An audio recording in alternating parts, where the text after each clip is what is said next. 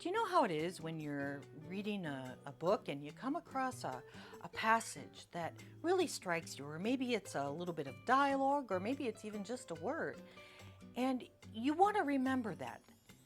And your options are, well, you could either highlight it or underline it in pencil, but maybe you don't want to write in your book. Now, your other option are those sticky flags that you could stick on the page, but sometimes when you take those off, they leave a little residue behind in the book. Or you could, God forbid, dog-ear the page. Now, chances are you're probably going to finish that book and put it back on your bookcase, and you're not going to think about it again until sometime later when that particular phrase comes back to you and you think, oh, where did I read that? Well, now you got to go back and try and remember what book it was you read it in and what page you saw it on. Well, I've got a better idea, and that's keeping a commonplace book. Oh, you've never heard of a commonplace book? Well, guess what? You're not alone. A lot of people, when I mention a commonplace book, have no idea what that is. So in this video, I want to talk to you about a commonplace book and hopefully inspire you to start one of your own. Hi, welcome back to Absinthe and Ink. I'm MJ, and in this video, I'm going to talk to you about commonplace books. Now, really, there's nothing common about them. What a commonplace book is, it's really just a creative archive where you keep all the little snippets of things that you've come across that you want to remember. So you put them inside your commonplace book. Now, this can be anything from dialogue to a passage in a book, to a poem, to even a recipe, or even a word that you found that you thought was interesting, and song lyrics. There really are no rules when it comes to keeping a commonplace book, with the exception of it's not really a diary or a journal where you write your feelings down or you write about something that you did on a particular day. I mean, you could do that. It's your book. You can do whatever you want. But usually commonplace archives or commonplace books are just archives for writing down things that you found interesting. Now, they aren't just places to write things down. They're also sources of inspiration because you can go back to your commonplace book, especially if you're a writer, pay attention, and find inspiration, because you go back and you read those things and you get inspired by them, because obviously if you wrote them down in the first place, they had some kind of meaning for you. Now, the other thing that a commonplace book will do is it'll help you remember shit because you're writing it down. And I think it's been proven that when you write something down, you have a tendency to remember it better than if you just read it and tried to remember it. But the other thing that a commonplace book is, it's a gift to the future generations. Because when you hand your commonplace down, your commonplace book down to the next generation, they get to go through it and see all the cool books that you read. Now, starting a commonplace book, well, is pretty easy. You just grab a piece of paper and something to write with. Now, you can do whatever you want with this. You can go with a 99-cent notebook that you've had hanging around since grad school days, or you could go something a little bit fancier. Maybe you could even think about doing a composition notebook. Now, those are the ones where the pages are sewn in. With spiral notebooks, a lot of times those pages are perforated and you don't want to take the pages out, you want to leave them in there. And you can find some pretty cool looking composition books if you go on this thing called the internet and look for them. Now, another option you could use are paper blank journals. And no, I'm not sponsored by them. I just like their products. And they have a lot of journals that are book related. So here I have Dracula. And what I like about these is that when you open them up, in the back, they have a little pocket, they have a bookmark, and the pages are a cream color. They're not bright white, they're a cream color.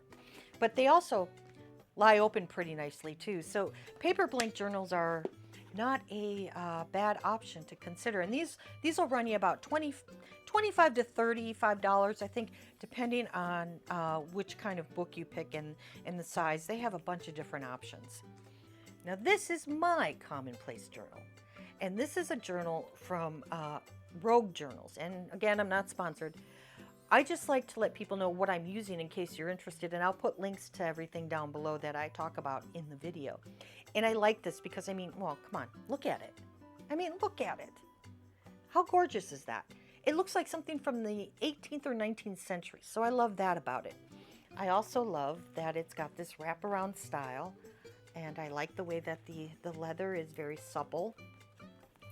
I like this page inside. I also like the pages on the inside. They have this nice kind of little scrolly bit at the bottom, and I think that's just kind of fancy. I don't normally have these tags in here. These are in here just so I can mark my place while I'm doing the video. But I really, really like these journals. Now, you can also decide about how you want to write in it. Now, I like to use fountain pens, and fountain pen ink is notorious for bleeding.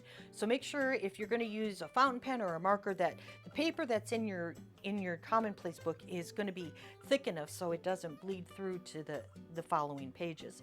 And there are even journals that are made specifically for fountain pens. Now, that's my Commonplace book. And it doesn't matter what you use, because what matters is what you put inside it. And I'm going to share that with you right now. All right, so here we go with my Commonplace book. Like I said, I wouldn't normally have these sticky tabs in here. They're just to help me find my way around. Now, I've had this Commonplace book for 10, 15, maybe even 20 years. I've been using this thing.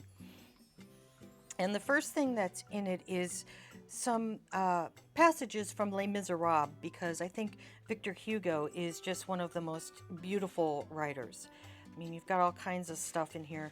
I really like this here. If no one loved, the sun would go out. I mean, that really gets you in all the feels, doesn't it? Well, it does me anyway. The next thing that I have in here is some stuff from Oscar Wilde, from De Profundis. If you've never read De Profundis, it's really it's heartbreaking and also enlightening at the same time. Got some stuff from Graham Greene, and this is Ian Thomas, a poet that I like. Here I've got the 9 Circles of Hell, because I can never remember what they are or the order they're in, so I stuck those in there. Here's just some stuff from Aldous Huxley, some of his earlier stuff. I'm quite the Aldous Huxley fan, even though I don't really like Brave New World Revisited.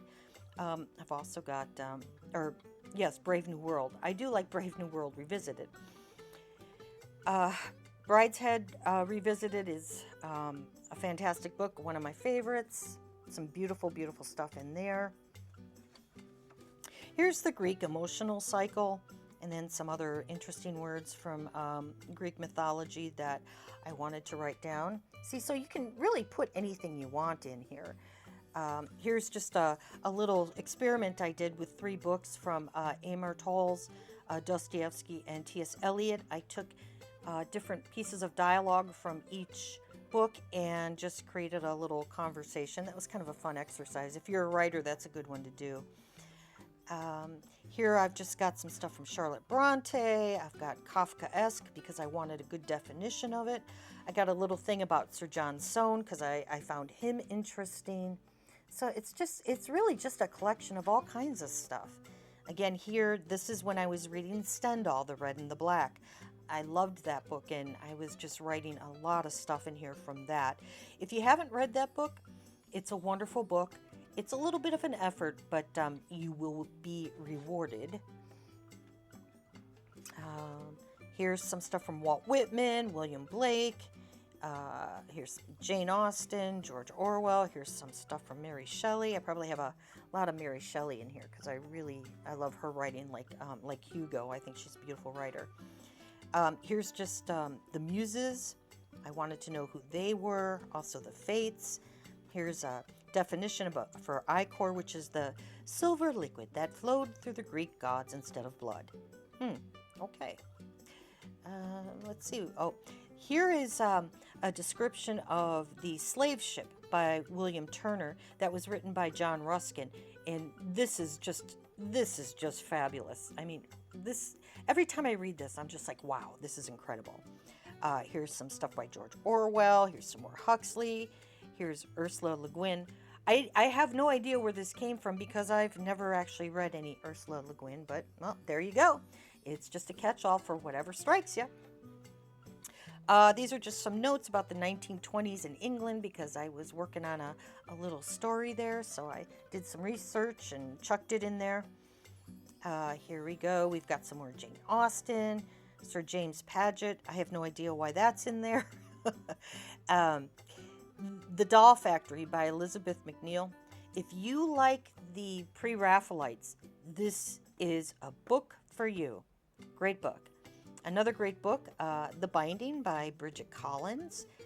And here's the word anchorus. I came across that and I thought, wow, that's kind of interesting. So I looked it up and liked it, and, well, there it is. And this is just the last page here. This is just some stuff from Dickens and P.G. Wodehouse. Here's some stuff from some books I recently read. And then here's another word, broom, which means Mr. Fogg, and I really liked the description of that. And then the rest of it is empty. So that's basically it. So I hope this little tour through my Commonplace book will inspire you to start your own. I promise you, it gets very addicting very quickly. And pretty soon you're going to find yourself not wanting to read a book unless you got this next to you to write down anything that catches your attention. So as always, thank you so much for spending some time with me. I really appreciate it. And I'm looking forward to seeing you next time on Absinthe and Ink. Bye-bye.